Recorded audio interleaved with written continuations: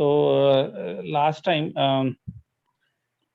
दो आयतें 90 से तो स्टार्ट करना है।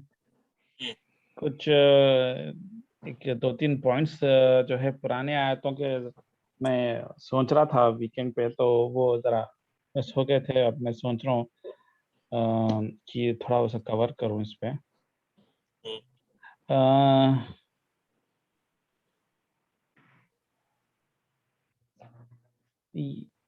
ये जो 87 में अल्लाह ताला जो बनी इसराइल को टारगेट करके बोल रहे थे कि हमने मूसा अलैहि सलाम को किताब दी, और उसके बाद में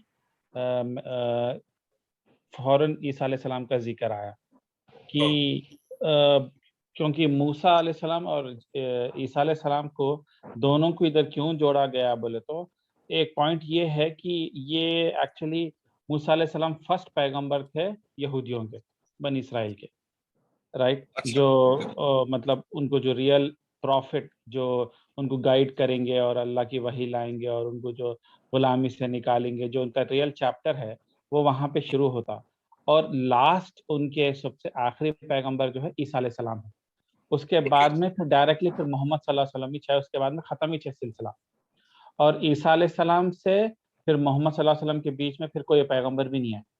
तो बनी इसराइल को अगर टारगेट करना है एज अ कौम, यहूदियों को, उनके फर्स्ट प्रॉफिट मूसेस थे और लास्ट प्रॉफिट जीसस थे। बीच में सुलेमान अलैहिस्सलाम, दाऊद अलैहिस्सलाम, कितने क्या है पैगंबर, उज़ैर आए वगैरह वगैरह। तो ये क्यों पहले और आखिरी को इधर मेंशन किया गया बोले तो अल्लाह ताला ये बोलना चाह रहे थे कि मैं जिस तरीके से एक तस्बीह में पहली तस्बीह रहती, पहला वो रहता फर्स्ट पार्ट, उसके बाद में लास्ट पार्ट रहता, तो वैसा एक के बाद में एक मैंने सक्सेशन में तुम्हें पैगंबर भेजे। तो ये अल्लाह की रहमत थी उनके ऊपर कि उनकी कौम को जब गाइडेंस की जरूरत पड़ती थी तो एक एक टाइम पे दो पैगंबर भी आते थे और पैगंबर आते रहते थे उनसे। तो इसके लिए फर्स्ट और लास्ट को मेंशन करके बता रहे कि मैंने तुम्हें सक्सेशन में पैगंबर भेजे। तो इससे इसकी वजह से मूसा अलैहिस्सलाम और ईसा अलैहिस्सलाम को जोड़ के बोला गया इस सेंस में, क्योंकि फर्स्ट और लास्ट है। तो इससे एक्चुअली इन दोनों का नाम लेने से अल्लाह ताला ये प्रूफ करना चाह रहे हैं कि मैं जो है तुम्हें हमेशा से पैगंबरों के हवाले करके गया था, हवाले थे तुम, और तुम्हें पैगंबरों का लाइन लगाई थी मैंने कि कभी भी ऐसा नहीं हुआ कि कौम बगैर पैगंबरों की रही, हमेशा पैगंबर रहे गाइड करने के लिए। तो वो पॉइंट के लिए यहाँ पे स्पेसिफिकली तो दो पैगंबरों का जिक्र किया था यहाँ पे। तो वो पॉइंट मैं लास्ट टाइम मिस कर दिया था। और एक उसी 87 में एक सेकंड मेरे को आयत उर्दू में खोलने दो। आदिल भाई, फिर ये यहूदिया आदम अलैहिस्सलाम नहीं मानते, मतलब आदम अलैहिस्सलाम को और जो पहले आए मूसा अलैहिस्सलाम से पहले? हाँ, जैसा इब्राहिम अलैहिस्सलाम है वो जनरल थे, मगर बनी इसराइल एज अ कौम डिफाइन की गई यहाँ पे। उनकी भी आवाज सिमिलर है। और नाम शेख बोल क्या है? शेख खान है। ये आवाज आवाज में मोटी है। ये शेख है। हाँ, हेलो, आ रही आवाज में? आ रही। राइट। तो जो हाँ जुबैर भाई, आपका सवाल क्या, हम समझ गए आपका सवाल। ये एक्चुअली आदम अलैहिस्सलाम से लेके नूह अलैहिस्सलाम और जो इब्राहिम अलैहिस्सलाम लिए ये पूरे पैगंबर चल रहे, मगर बनी इसराइल एज अ कौम, वो स्पेसिफिक कौम का आगाज शुरू हुआ मूसा अलैहिस्सलाम से। हालांकि उससे पहले इंसानियत थी, अलग कबीले थे, मगर बनी इसराइल जो कौम निकली है वो निकली हुई है यहाँ से, ये स्टेज से स्टार्ट होती है उनकी आगाज। उससे पहले एक जनरल कई कौमा मिलते थे, मगर इब्राहिम अलैहिस्सलाम की एक औलाद से अरब कौम निकली, जो इस्माइल अलैहिस्सलाम जिनको जुबा करने का हुक्म मिला था, वो एक बेटे थे, और दूसरे बेटे जो इसहाक थे, उनके कौम से बनी इसराइल कौम का आगाज हुआ। तो बनी इसराइल जो है ये याकूब अलैहिस्सलाम का नाम था। तो याकूब अलैहिस्सलाम के बाद में यूसुफ अलैहिस्सलाम, यहाँ से उनका एक्चुअली आगाज होता। मगर वो टाइम पे वो लोग खाली रसूल थे, पैगंबर नहीं थे। मगर रियल जो उनकी एज अ रेस जो आइडेंटिफाई की जाती, कि जब वो लोग सब्सटैंशियल नंबर थे, वो मूसा अलैहिस्सलाम के टाइम पे इजिप्ट के पास यूसुफ अलैहिस्सलाम आ गए थे और सूरह यूसुफ में उनके बारे में डिटेल आता कि वो लोग उन्होंने किस तरीके से जेल में डाले गए थे, उनके भाई उनको जो है बौली में फेंक दिए थे। बाद में आगे सूरह यूसुफ आता, उसके बाद में उन्होंने फिर इजिप्ट के जिम्मेदार बने और जो है वो कई उनके अच्छे काम थे जिसकी वजह से उनको मिनिस्टर बनाया गया, जिसकी वजह से याहू बाकी के भाई वगैरह भी यूसुफ अलैहिस्सलाम के पास आए और इजिप्ट में वाकई में उनका नंबर बढ़ा और एक कौम की तरह उनकी आइडेंटिटी शुरू हुई। तो वो एक कौम जैसा अब हिंदुओं में हिंदू कौम कब से शुरू होती? आर्यंस। आर्यंस जब इंडिया में आए तो जब से वो लोग बोलते आर्य, आर्यंस जो है आए और वहां से हिंदुइज्म का आगाज शुरू हुआ, इंडिया का जो है आगाज शुरू हुआ।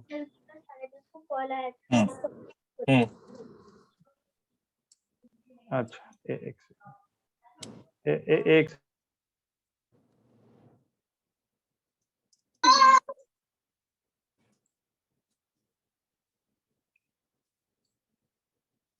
ओके बेटा जाओ दरवाजा लग। तो इसके वजह से उनको आइडेंटिटी और सूरह बकरा में जहां से टारगेट कर रहे हैं, उनके कहानियां वगैरह बता रहे, वो पूरे मूसा अलैहिस्सलाम से शुरू हो रहे और ईसा अलैहिस्सलाम को खत्म हो रहे। तो एज अ कौम वहां पे वो आइडेंटिफाई की गई।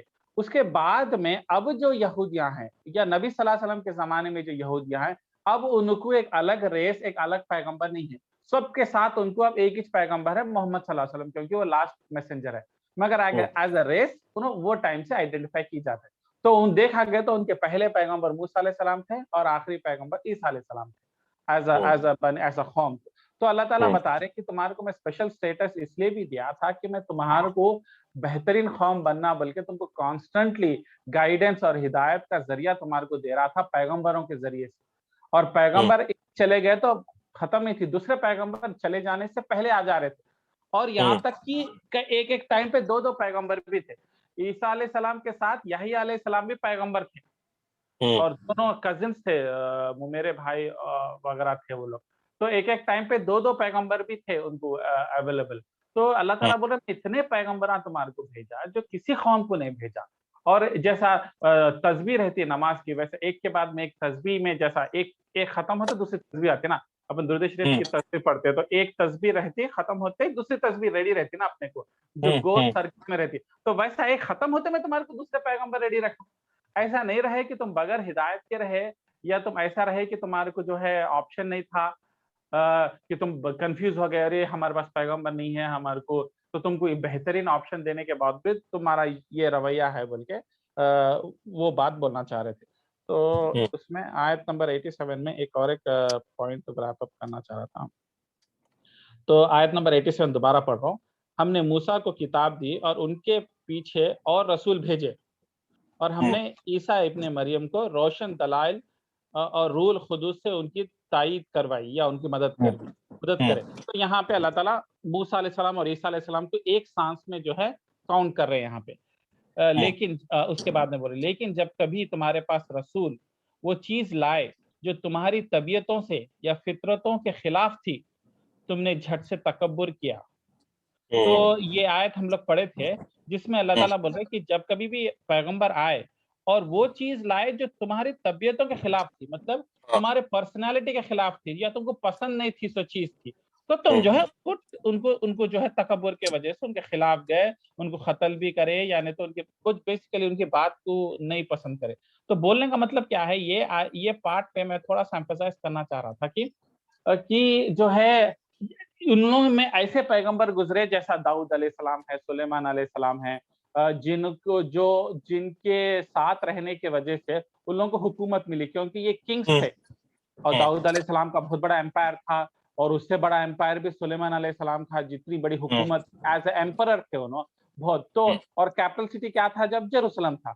और कौन सी कौम हुकूमत करी? बनी इसराइल कौम। तो बनी इसराइल का फायदा था, दाऊद अलैहिस्सलाम को रिजेक्ट करने से उनको नुकसान था, सुलेमान सलाम को रिजेक्ट करने से नुकसान था। तो उन लोग बोले कई को नुकसान उठाएंगे, अपन हौले अपन सुलेमान अलैहिस्सलाम को सपोर्ट करेंगे, अपने को पावर मिला। हाँ, तो जब तक पावर मिला, उनका फायदा हुआ, उनको जो है उसके साथ माल गनीमत मिला, उनका दबदबा दुनिया पे बरकरार रहा, ये पैगंबरों को रिजेक्ट नहीं करे, हाँ हाँ हाँ मानते थे, अमल करते। मगर जहां ऐसे पैगंबर आए ईसा अलैहिस्सलाम के जैसा, जहां उनके गलतियों को टारगेट करे और उनके गलतियों और खामियों को, स्पेशली जो इलाइट तबका था और स्पेशली जो उनके उनके स्कॉलर्स थे जो गंदगी फैलाए हुए थे, और देखे कि ईसा अलैहिस्सलाम के पास किंगडम भी नहीं है, उन्हें हुकूमत भी नहीं ला रहे, दौलत भी नहीं आ रही।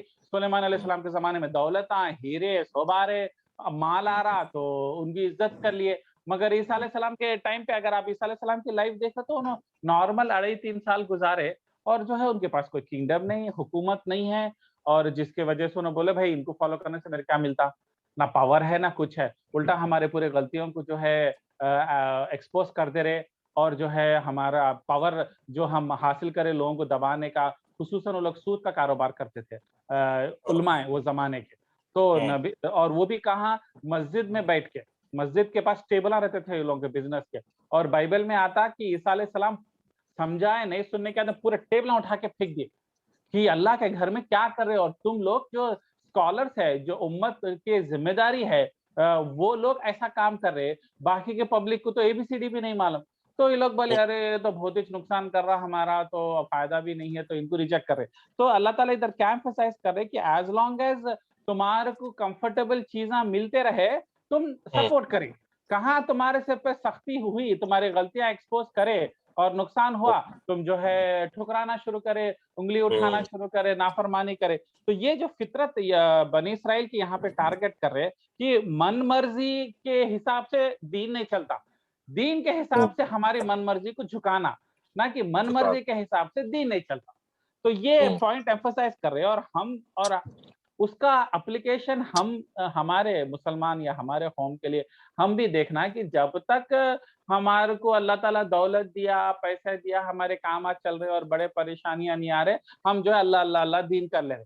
कहाँ थोड़ी सी तकलीफ आई, कहाँ अल्लाह ताला थोड़ी आजमाइश करे, तकलीफात आ गए, या नहीं तो अल्लाह ताला दौलत दियो, बोले भाई ये चीज अपने को पसंद नहीं आ रही, ये एस्पेक्ट हम नहीं पसंद करते। तो पिक जब क्या हो जाता, पिक एंड चूज हो जाता। और अपन आयत नंबर 85 में भी हम लोग पढ़े थे कि तुम लोग क्यों यहूदियों के जैसा किताब उनके किताब में से पिक एंड चूज करते थे, जो आयतें तुम्हारे को सूट करते, वो आयतें जो है आपको प्रॉब्लम नहीं है, वो अमल कर लेते थे। मगर जो आयतें आपको पसंद नहीं है, उससे आपको नुकसान है, उसको रिजेक्ट कर देते। तो उसी तरीके से ये पिक एंड चूज जो है यहूदियों की फितरत अपने पास भी है, तो वो भी मेंटालिटी मैच हो रही है। एट द सेम टाइम आप जब तक दीनदार है, जब तक सर पे टोपी है, जब तक सब ठीक चल रहा, जरा तकलीफ आते रहने दो भाई, नहीं होता भाई, ये क्या है हमारे साथ ही होना था, ये जो मेंटालिटी आती है ना, वो इस अमल की एक्चुअली निशानी है। तो जरा थोड़ा जरा मैं 1-2 मिनट बाथरूम जाके आता हूँ, जरा गड़बड़ हो रही पेट में, एक 5 मिनट्स में वापस आता हूँ। ठीक है, हेलो हेलो, ठीक है ठीक है, ओके।